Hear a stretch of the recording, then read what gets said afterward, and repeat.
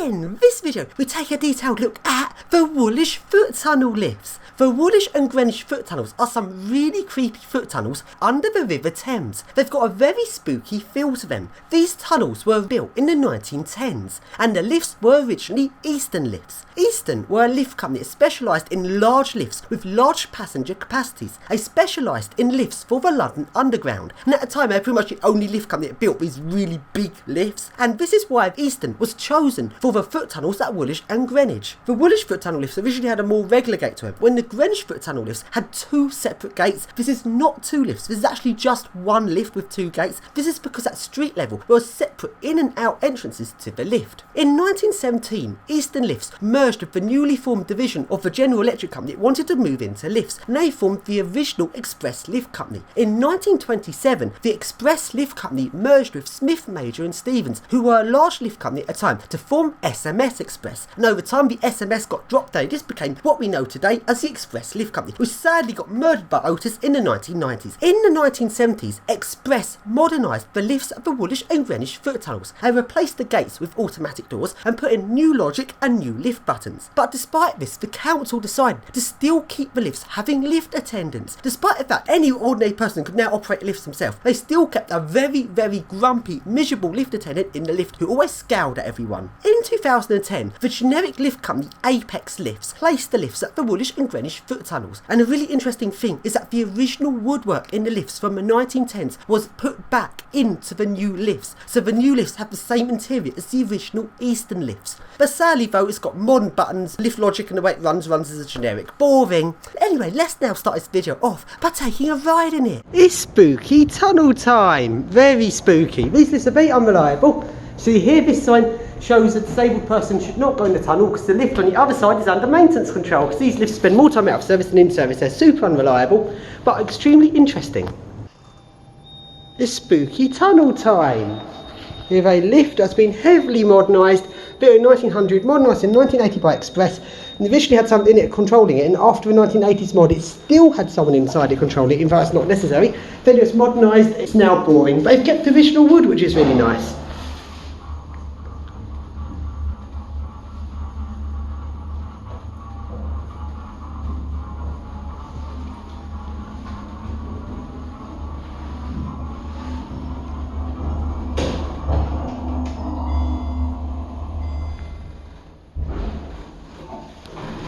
That'd be amazing. And now, let's surf this awesome lift. I don't know what I've never got around surfing this lift before, but bloody hell, this is a really epic lift surf. The lift shaft looks so awesome.